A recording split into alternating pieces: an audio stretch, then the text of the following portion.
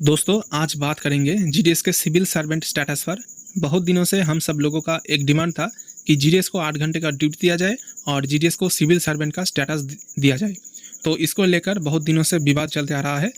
पिछले दिनों जितने भी सारे जीडीएस का स्ट्राइक हुआ है उसका वन ऑफ द टॉपिक्स ये था कि जीडीएस को सिविल सर्वेंट का स्टेटस मिलना चाहिए। और पिछले बार जब इंडिफिनाइट स्ट्राइक हुआ था तब भी मेन पॉइंट यही था कि जीडीएस को सिविल सर्वेंट का दर्जा देना चाहिए और 8 घंटे का ड्यूटी और वेतन दोनों ही देना चाहिए। तो जब ज्योतिरादित्य सिंधिया जी नए संचार मंत्री बने उसके बाद हम सब लोगों का जो आशा है वो और भी बढ़ गया और जितने भी सारे जीडीएस यूनियन से जैसे कि बीजीडीकेएस या जीडीएस यूनियन सब ने मिलकर ज्योतिरादित्य सिंधिया जी से मिले और जीडीएस के जो जस्टिफाइड डिमांड्स है वो उनके पास रखा। और उसके बाद एस महादेवा जी ने ज्योतिरादित्य सिंधिया जी को एक लेटर भी लिखा था और उसके रिप्लाई दोस्तों आ गया है 18 अगस्त 2025 को। देखिए मैंने ऑलरेडी ये जो लेटर है टेलीग्राम चैनल पर शेयर कर दिया था, ठीक है। और आप सबको सूचना भी मिल गया था कि एस महादेवा जी को ज्योतिरादित्य सिंधिया जी ने क्या रिप्लाई दिया है। लेकिन अब जो है बहुत सारे जीडीएस दोस्त मुझे कह रहे हैं कि ज्योतिरादित्य सिंधिया जी ने क्या कहा है इस पर एक वीडियो बना जाए और जीडीएस का जो करंट स्टेटस है सिविल सर्वेंट का इसका क्या होगा और खासकर 8 सीपीसी में जीडीएस को इंक्लूड किया जाएगा या फिर नहीं किया जाएगा इसके ऊपर एक वीडियो दीजिए। तो उसी लिए मैं दोस्तों ये वीडियो बना रहा हूँ, ठीक है।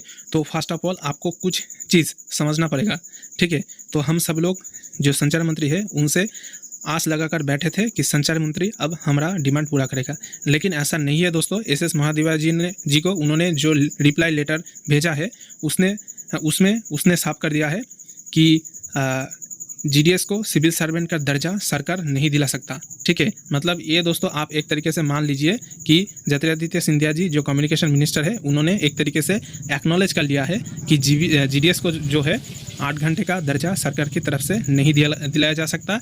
और दोस्तों उन्होंने और भी कई सारे बात रखा है जो हम सब लोगों को ऑलरेडी पता है, इसमें नया कुछ नहीं है, ठीक है। इसलिए मैंने इस पर वीडियो नहीं डाला था क्योंकि मुझे लग रहा था दोस्तों ये तो हम सबको ऑलरेडी पता है कि जीडीएस को 8 घंटे नहीं दिया गया है, जीडीएस को ये मिलता है वो मिलता है, लेकिन ये सारे नहीं मिलता है, ये तो हम लोगों को पता था, मैंने इसलिए नहीं बताया। तो देखिए एस महादेवा जी को उन्होंने कहा कि जीडीएस जो है वो सिविल पोस्ट के धारक है लेकिन रेगुलर सिविल सर्विस जो है उसके आउटसाइडर है, यानी कि रेगुलर सिविल सर्वेंट का स्टेटस जीडीएस को नहीं मिल सकता। और इसका डिफरेंस उन्होंने दिया है आर्टिकल 309 ऑफ द कॉन्स्टिट्यूशन, यानी कि संविधान का, भारतीय जो संविधान है उसकी धारा 309 के तहत जीडीएस को रेगुलर सिविल सर्वेंट का दर्जा नहीं दिया जा सकता, ठीक है।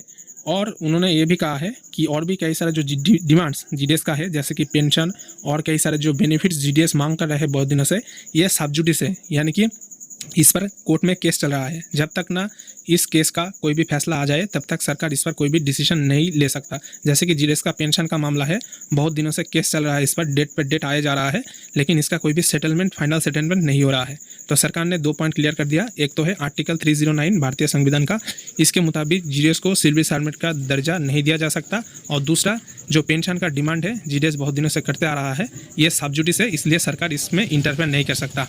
और देखिए उन्होंने बहुत सारे पॉइंट रखा है। उन्होंने कहा है कि रेगुलर सिविल सर्वेंट जो है उनके साथ जीडीएस को कंपेयर नहीं किया जा सकता, लेकिन सिविल सर्वेंट को जैसे नेशनल पेंशन सिस्टम यानी कि एनपीएस का सुविधा मिलता है वैसे ही जीडीएस के लिए एसडीबीएस यानी कि सर्विस डिस्चार्ज बेनिफिट स्कीम का सुविधा मिलता है, ठीक है। और भी देखिए जीडीएस को ग्रेचुइटी और ग्रुप इंश्योरेंस मिलता है और जीडीएस का जो तनख्वाह है वो टाइम टू टाइम रिवाइज किया जाता है, ऐसा उन्होंने कहा है, ठीक है। जैसे उन्होंने कहा कि लास्ट 2018 में जीडीएस के जो टीआरसी है उसमें रिविजन किया गया था, ऐसा उनका मानना है।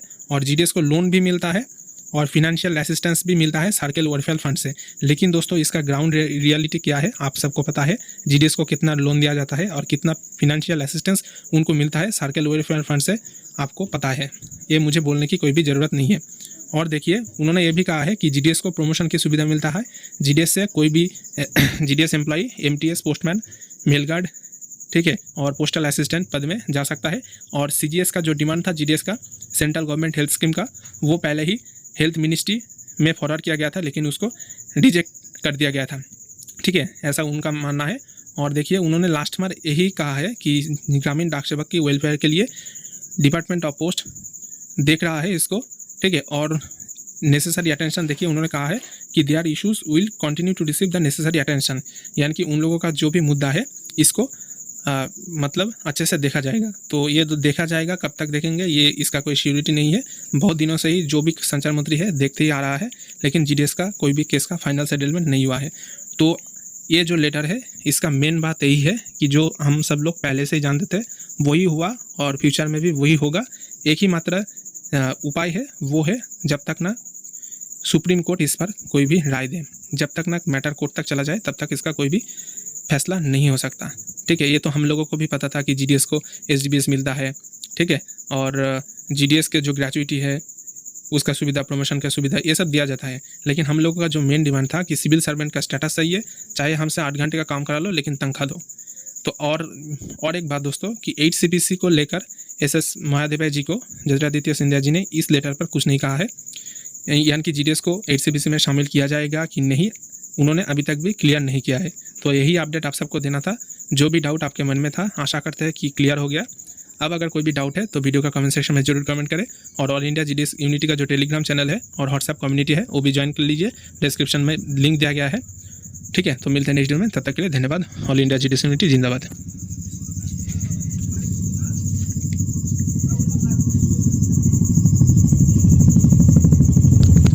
दोस्तों, आशा करते हैं कि ये वीडियो आपके लिए हेल्पफुल रहा होगा। ऐसे और भी ढेर सारे खबर सबसे पहले पाने के लिए वीडियो को लाइक करें, ज़्यादा से ज़्यादा शेयर करें और चैनल को सब्सक्राइब करें। धन्यवाद।